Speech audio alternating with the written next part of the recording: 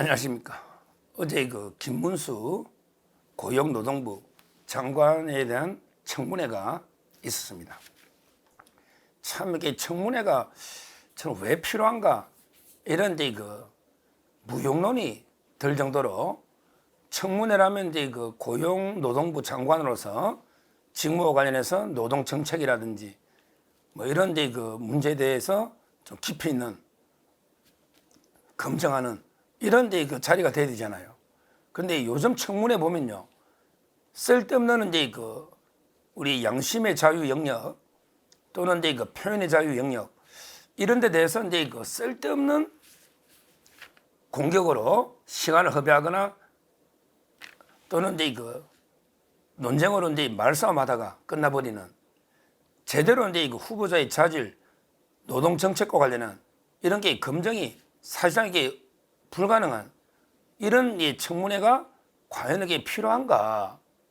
계속 이제 그 노동과 전혀 무관한 이런 이제 그 과거의 발언들이나 또는 이제 그 역사관 이런 거야말로 이게 양심이나 이런 이제 그 자기 자유의 영역이잖아요. 이런 부분으로 이제 그 일관한 거 청문회가 어제 김문수 후보에 대해서도 이제 그 과거 발언들 또는 이제 이것도 발언도 이게 전부 앞뒤는 다 잘라 아무도 안 보니까 딱 그 문장만 발췌해가지고 이게 공격하면 사람이 어떻게 되겠습니까? 어떤 말이라도 이게 그 앞뒤 문맥 맥락이 있잖아요. 그런데 전체를 안 보고 딱 그 부분만 보면 완전히 의미가 달라지는 경우도 있다. 이런 거고요. 그 다음에 그 또 친일 요즘 들어서 그 전부 일본하고 이야기를 이게 계속 후보자한테 들이대고 있습니다. 거기에 고용노동부하고 이게 무슨 관계가 있습니까?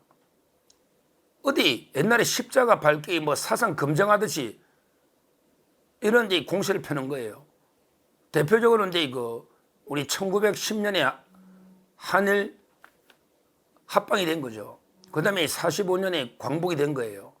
그러면 이제 그 시절에 살던 분이 법적으로 국적이 어딨냐 이런 걸 지금 묻고 있습니다. 참 이게 유치합니다. 유치해. 이걸 질문이라고 이게 고용노동부 장관의 청문회에 놓을 질문입니까? 우리 어느 나라나 어느 민족이나 다 이제 그 찬란했던 화려했던 시절도 있고 또 이게 정말 부끄럽고 또 이제 우리가 망했고 이런 이제 어두운 부분도 있는 거예요. 어떤 역사든지 객관적으로 보고 정말 우리가 그 일제 식민지 35년 이거를 어떻게든 극복해서 일본을 능가하는 이렇게 나가야 된다 미래로 이렇게 결심하면 되잖아요. 굳이 그때 말장난으로 1910년부터 45년 사이에 그러면 우리 그 조선 사람들은 국적이 뭐냐 일본이 아니냐 이런 말장난을 하고 있어요. 그러면 그때 살은 분들이 국적이 1392년에 건국된 조선 국적입니까? 조선은 이미 망했잖아 일본한테 왕도 퇴위했잖아요. 고종 순종. 그러면 그때 국적이 임시정부가 국적입니까? 임시정부는 외국에 수립된 망명정부일 뿐이지 그게 국제법에 의해서 보편적으로 인정되는 국가는 아니잖아요. 그러니까 우리가 안타깝지만 그 법률상으로는 창씨개명도 있었고 법률상으로는 병합이 됐으니까 일본 국적이다. 이게 그러면 앞으로 그래 안 당하도록 열심히 우리가 힘을 기르고 노력해 이래 나가면 되는데 이걸 가지고 너 친일파냐 뭐 내선일체냐 밀정이냐 이렇게 공격합니다. 그러면 송기정이가 베를린 올림픽에 36년에 일장기 달고 나간 게 송기정이가 친일파입니까? 합방되니까 국제적으로 국적이 일본이니까 일장기 들고 탈고 나갔지 송기정이가 친일파냐고요. 왜 일장기 임시정부 깃발 달고 뛰지 왜 내 일장기 달고 뛰냐 이거 똑같은 논리 아닙니까? 본인도 임시정부 깃발 달고 그러면 나가야 됩니까? 그게 허용이 됩니까? 올림픽에. 그때 히틀러가 한 게 베를린 올림픽 아닙니까? 그 아픔을 우리가 다시 되풀이하지 않기 위해서 국력을 걸려야 된다. 이렇게 나가야 되잖아요. 그러면 그때 국적이 일본이라서 친일파입니까? 오히려 김문수가 일제시대에 있었으면 독립운동에 가장 앞장섰을 사람입니다. 그런 아픔을 딛고 우리가 독립을 위해서 노력하고 투쟁한 이런 분들이에요. 야, 참 이게 그 황당한 공격을 하고 있고요. 그다음에 그 박근혜 대통령 탄핵도 뭐 이런 게 고용노동부에 지금 와서 이런 걸 계속 질문하는 게 무슨 의미가 있습니까? 뭐 저는 단호하게 박근혜 대통령이 뭐 10원 하나 뇌물 받은 게 어디 있어요? 그냥 성마협회에 삼성이 지원한 거, 삼성이. 근데 그때 협회 분쟁이 생겨서 다른 수도 들어오는 바람에 정유라 씨가 자기 말처럼 엄마가 자기 말처럼 타라해서 지 말처럼 탄 거, 이게 무슨 박근혜 대통령 뇌물입니까? 이거는 이제 뭐 누가 수사했던 윤석열 대통령이 했던 한동훈 대표가 했던 누가 했던 잘못된 수사는 맞는 거예요. 그 뇌물 아닙니다. 정유라 씨가 박근혜 대통령 딸이 아니에요. 서창호는 지금 이혼했지만 옛날에는 이혼 아닌 사이기 때문에 서창호가 받은 거, 문다혜가 받은 거는 뇌물이 돼요. 그런데 정유라 씨 자기 말처럼 탄 거는 박근혜 대통령과 뇌물이 안 됩니다. 탄핵도 그 점에서 이게 부당한 거죠. 그 이야기를 한 게 이게 뭐가 문제냐고요. 뭐가 문제입니까? 그 다음에 그 제주 4.3도 이게 마찬가지예요. 4.3도 처음에는 우리 단독정부 유엔 감시하에 단독정부 수립 이걸 막아라. 이런 게 남노당에 그 다음에 북조선 노동당 그 김일성, 박헌영 이런 이제 그 남한의 정부 수립을 어떻게든 막기 위한 투쟁 그걸로 이게 그 남노당 지하에 처음에 4.3이 터진 거는 맞잖아요. 다만 이걸 진압하는 과정에 처음에 진압 명령 내린 여순의 부대가 반란을 일으킨 거죠. 그것도 남노당에. 그게 여순 사건이고 그 다음에 그 제주도 톱을 가라니까 안 갔잖아요. 그리고 빨치산으로 다 갔지 않습니까? 그 다음에 4.3도 남노당이 처음에는 폭동이 맞는 거예요. 다만 이걸 진압하는 과정에 억울한 우리 그 국민이 양민 억울한 제주도민이 희생을 당한 거 이거는 이게 또 별도로 우리가 이게 봐야 되고 필요하면 이게 보상이나 명예회복 이게 필요한 거죠. 그러니까 분리해서 봐야 된단 말이에요. 그러니까 4.3도 올바른 역사관을 김무자가 가지고 있는 겁니다.